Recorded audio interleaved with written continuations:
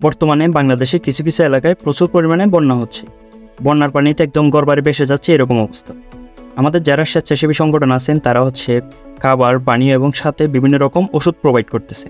কিন্তু আমরা যারা বন্যা কবলিত এলাকার লোকজন আছি তারা অনেকে হয়তো জানি না ওষুধগুলো কীভাবে ব্যবহার করব। তাছাড়াও আমরা যারা স্বেচ্ছাসেবী আছে তারাও হয়তো অনেকে জানি না ওষুধগুলো কোন কাজে কোন ওষুধ ব্যবহার করব, কীভাবে ডোজ মেনটেন করব, এই জিনিসগুলো।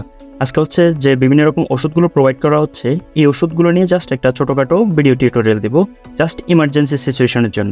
প্রথমে আসি কাবার স্যালাইন। কাবার স্যালাইন যখন আমরা তৈরি করব তখন আমাদের মাস্ট মনে রাখতে হবে 500 মিলিলিটার চেয়ে যাতে পানি কম না হয়, অর্থাৎ আমরা একটা কাবার স্যালাইন 500 মিলিলিটার পানিতে মিশিয়ে তারপর পাবো। আমাদের প্রয়োজন অনুযায়ী আমরা চাইলে 6 থেকে 12 ঘন্টা পর্যন্ত এগুলোকে সংরক্ষণ করতে পারি। কিন্তু বন্যা কবলিত এলাকাগুলোতে যেহেতু বিভিন্ন জায়গার পানিগুলো এসে মিশতেছে, তাহলে আমরা এখানে আমাদের কন্টামিনেটেড হওয়ার সম্ভাবনা বেশি থাকে। সো আমরা 6 ঘন্টার চেয়ে বেশি ব্যবহার না করলে আমাদের জন্য উত্তম আর কি।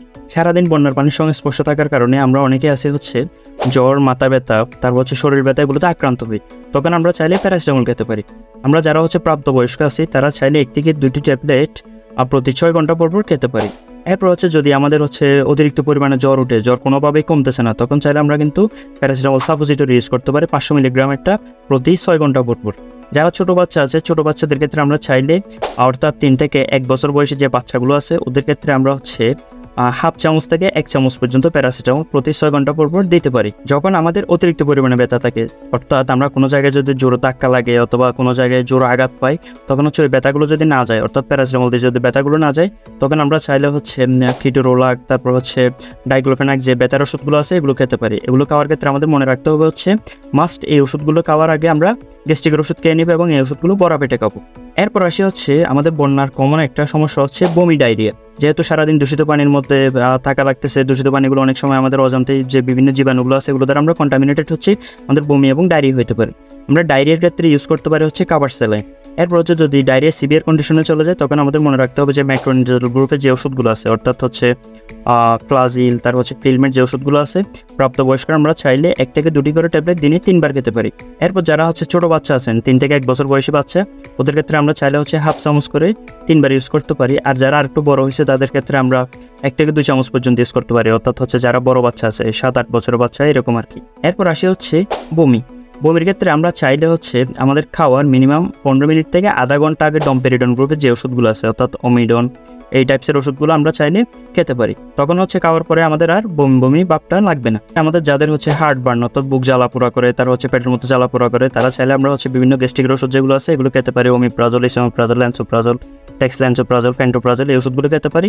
এগুলো খাওয়ার ক্ষেত্রে আমাদের মনে রাখতে হবে খাওয়ার মিনিমাম 15 মিনিট থেকে আধা ঘন্টা আগে খাওয়া দরকার। এছাড়া আমাদের যাদের শুষ্ক কাশি অথবা আমাদের শ্বাসকষ্ট তারা আমরা চাইলে মন্টেলুকাস্ট গ্রুপের যে ওষুধগুলো আছে, যেমন কি আমরা বহুল ব্যবহৃত মন্টেলুকাস্ট গ্রুপের একটি ওষুধ মোনাস, আমরা চাইলে এই মোনাস খেতে পারি। এবং মোনাস খাওয়ার সিস্টেম একদিনে 1টা করে যারা প্রাপ্তবয়স্ক আছে তাদের ক্ষেত্রে। এরপর যদি আমাদের কফযুক্ত কাশি থাকে, কফযুক্ত কাশির ক্ষেত্রে আমরা চাইলে খেতে পারি অ্যামব্রক্স বা এরকম টাইপসের যে কাশির সিরাপগুলো আছে এগুলো খেতে পারি 1 চামচ থেকে 2 চামচ। এবং আমাদের যাদের ওয়েট আরও বেশি এবং বয়স আরও বেশি তারা চাইলে আরেকটু বাড়াই খেতে পারি। এরপর যাদের হাসি, কাশি এগুলো সমস্যা থাকে, অর্থাৎ আমাদের অ্যালার্জির কারণে যে সমস্যাগুলো হয়, তখন আমরা চাইলে টেসলোর, তারপর ফেক্সো, এই ওষুধগুলো খেতে পারি। এগুলোর ডোজও আমাদের একদিনে 1টি করে খেতে হবে, এর চেয়ে বেশি খাওয়া যাবে না।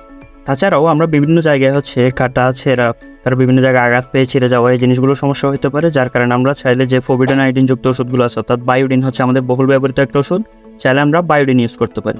কোনো জায়গায় কেটে গেলে আমাদের মনে রাখতে হবে ওই কাটা জায়গাটা আমরা যত কম বেজাবো তত বেশি তাড়াতাড়ি শুকায় যাবে।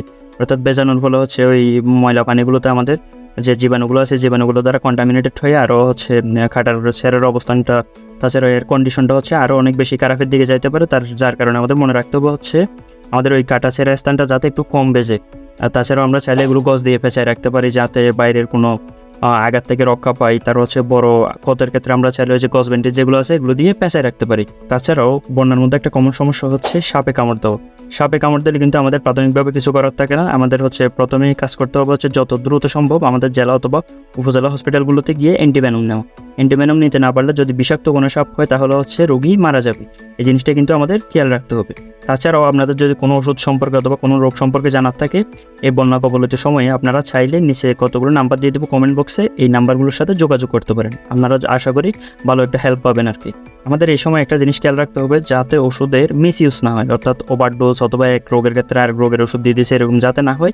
যার কারণে হচ্ছে আমাদের এই জিনিসগুলো খুব বেশি খেয়াল রাখতে হবে, কারণ হচ্ছে আমরা ভালো করতে গিয়ে যাতে আমাদের খারাপ না হয়। ওষুধ একটা বিষ, যদি আপনি হচ্ছে সঠিক সময়ে সঠিকভাবে ব্যবহার করতে না জানেন, ওষুধ কিন্তু আমাদের জন্য অনেক বেশি ক্ষতিকর।